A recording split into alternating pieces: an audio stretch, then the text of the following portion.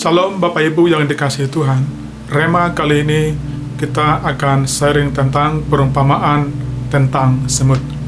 Amsal 6 ayat 6 berkata, "Hai pemalas, pergilah kepada semut, perhatikanlah lakunya dan jadilah bijak."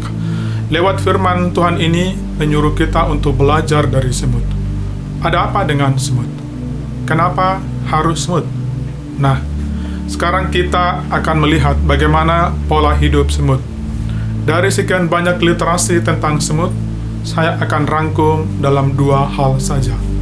Mudah-mudahan bisa memberkati kita pada Rema kali ini.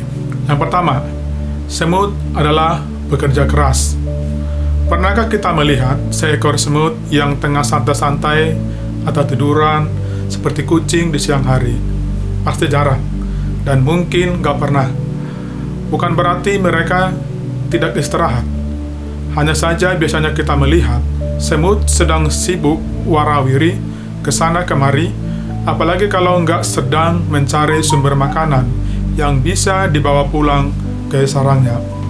Para semut bisa membuat sebuah sarang yang begitu besar untuk ukuran tubuh mereka yang kecil, dan yang lebih menakjubkan, semut ini membuat sarang yang tingginya hampir setengah meter hanya dalam waktu kurang dari 24 jam.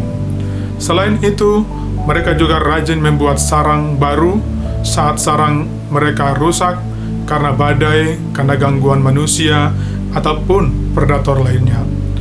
Tentu hal ini menjadi contoh yang baik bagi kita hari-hari ini. Di tengah keadaan yang sulit karena pandemi, dibutuhkan kerja keras untuk bisa survive. Kita harus memiliki fighting spirit yang kuat, pantang menyerah. Dan ini sangat sejalan dengan apa yang Tuhan sampaikan dalam kitab Amsal 10 ayat 4. Tangan yang lamban membuat miskin, tangan yang rajin menjadikan kaya. Ini bukan cuma berbicara tentang miskin harta, tetapi adalah hal yang lain juga. Contoh, jika kita malas belajar, kita tidak akan bisa upgrade skill kita dan minim pengalaman dan susah mendapatkan peluang. Pepatah mengatakan, kesuksesan adalah ketika bertemunya antara kesempatan dan kesiapan. Saudara yang dikasihi Tuhan, Tuhan menyuruh kita belajar kepada semut, bukan tanpa alasan. Bahkan Tuhan memilih salah satu binatang yang paling lemah untuk bisa belajar. Saya yakin Tuhan ingin bicara kepada manusia, ciptaannya, bahwa semut saja diberi Tuhan kekuatan untuk mencapai apa yang Dia mau. Apalagi manusia yang diciptakan serupa dan segambar dengannya. Pasti Tuhan akan mampukan untuk mencapai tujuan kita, asal kita giat, tekun tentunya, dengan perkenanannya. Yang kedua, jauh dari sifat egois. Semut ketika menemukan makanan dengan jumlah yang besar, akan memanggil teman-temannya untuk bergabung. Bahkan saat mendapat makanan dalam skala kecil pun, tidak langsung dimakan di tempat begitu aja. Semut pasti akan membawanya ke dalam sarang terlebih dahulu, dan di sana akan dibagi bersama-sama dengan yang lainnya. Semut selalu bergotong royong untuk mengumpulkan makanan. Walaupun semut mampu mengangkut beban 2 kali berat tubuhnya, namun mereka tidak pernah bekerja sendiri-sendiri. Semut tidak pernah hanya mementingkan dirinya sendiri.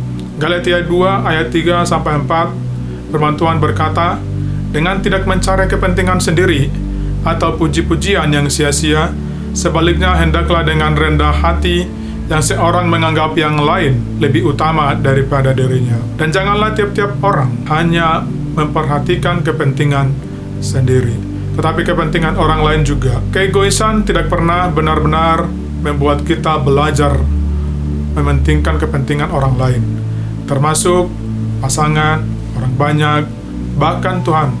Justru adalah cara yang tepat agar sukacita itu benar-benar kita alami dalam kehidupan kita. Saya teringat akan Yakub. Ayub 42 ayat 10, lalu Tuhan memulihkan keadaan Ayub setelah ia meminta doa untuk sahabat-sahabatnya. Dan Tuhan memberikan kepada Ayub 2 kali lipat dari segala kepunyaan dahulu. Ketika Ayub berdoa untuk orang lain, apakah masalah dia sudah selesai? Belum. Justru ketika dia berdoa untuk orang lain, maka Tuhan memulihkan dia. Bagaimana dengan pandemi? Apakah kita harus memikirkan orang lain? Jawabannya, ya.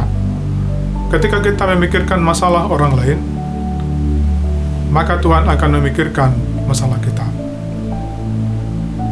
Ketika kita berdoa untuk orang lain, maka Tuhan akan menjawab doa kita. Ketika kita mengurusi masalah orang lain, maka Tuhan akan mengurusi masalah kita.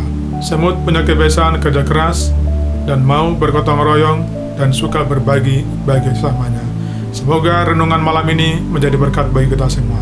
Tuhan Yesus memberkati.